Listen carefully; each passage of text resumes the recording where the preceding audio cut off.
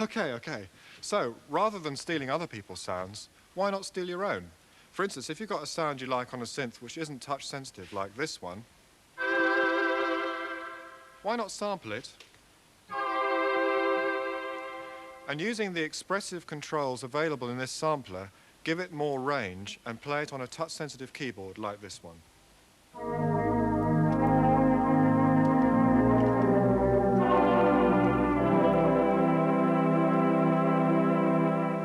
Another good use for the sampler is to create your own sound using various synths linked together by MIDI, like this monster sound. Put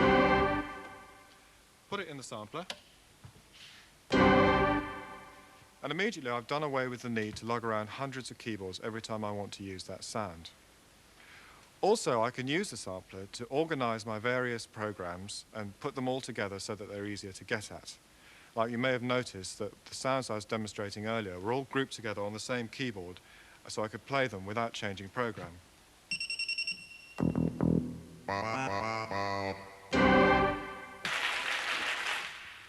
One way of creating space and tension in your music is by playing less notes, not more. Now, instead of playing big 6-note chords, why not let the bass player emphasise the root notes, and you can try and add on some harmonies at the top. For example, let's have a look at some harmonies you can play on the guitar. Here's a minor third, a fourth, a fifth, or a sixth. Now I'm going to be using some of these ideas in the next piece, and notice that Alistair is using a sampler to play percussion.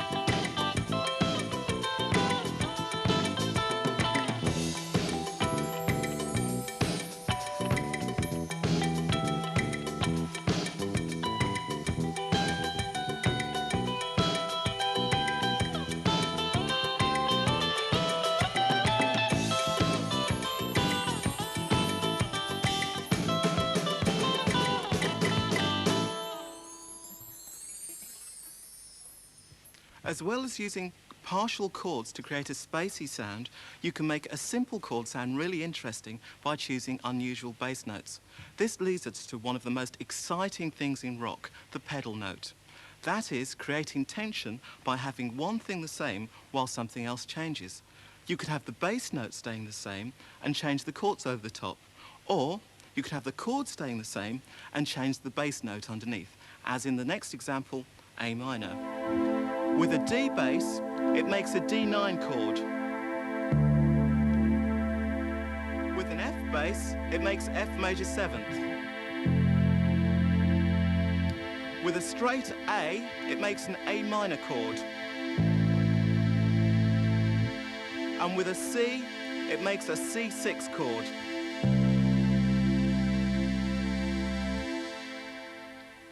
In the next piece of music, we're going to start off by changing the bass note and having the guitar play a pedal. And in the second section, the bass will play the pedal and the chords will change over the top.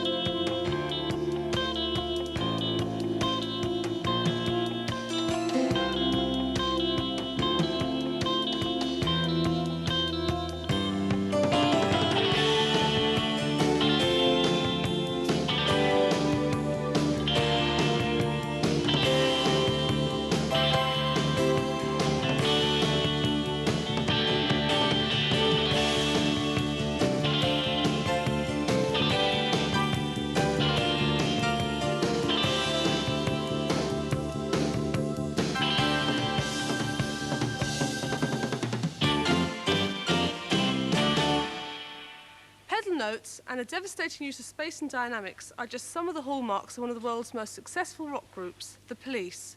We talked about arrangement ideas and live performance to Police guitarist Andy Summers.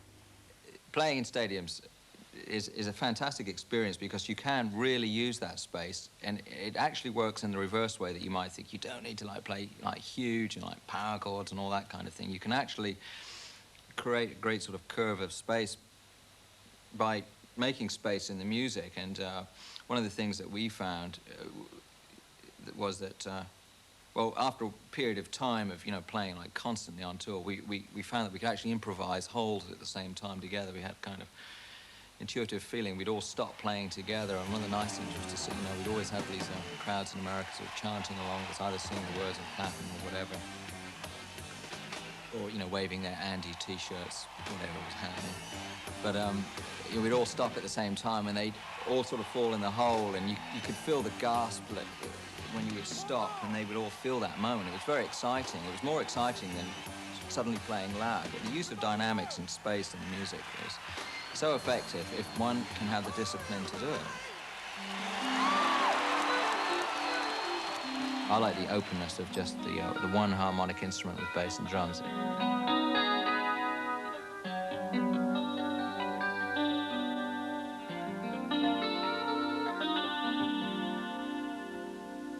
It may be easier now with synthesizers, and a lot of synth players just play with one hand half the time, and it's a cleaner sound than actual piano.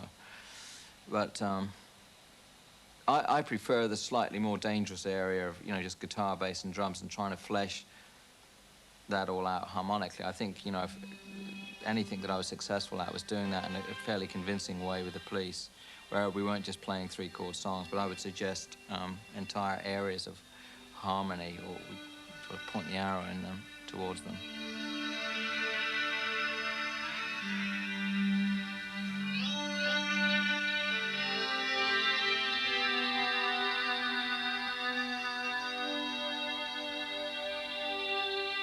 One of the decisions fairly early on with The Police, once again, was okay, we can't have all those endless guitar solos because they were such a characteristic of all those, late 60s, early 70s groups. Let's try and get something more modernist. So a lot of my lead playing went out the window, so I had to sort of come up with other things, sort of alternatives to the blues scale and all the kind of rock licks that go with it. So, jazz didn't seem quite right either. So I sort of ended up somewhere in the middle when the committee allowed me to play the odd solo.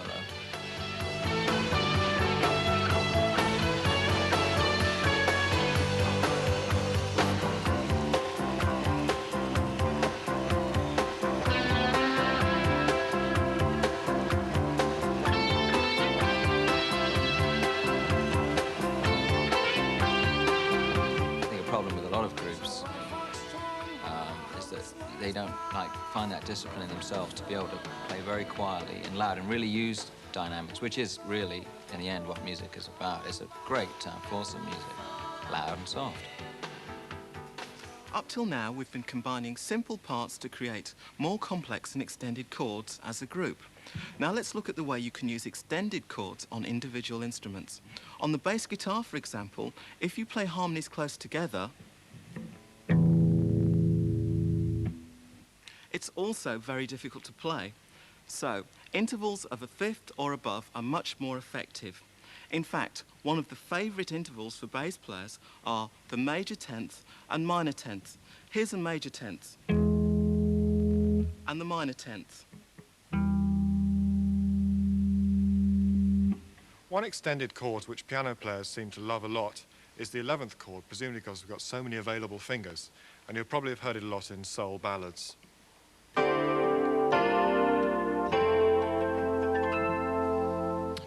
A common voicing is to use the first and maybe the fifth in the left hand, and the 7th, 9th, and 11th.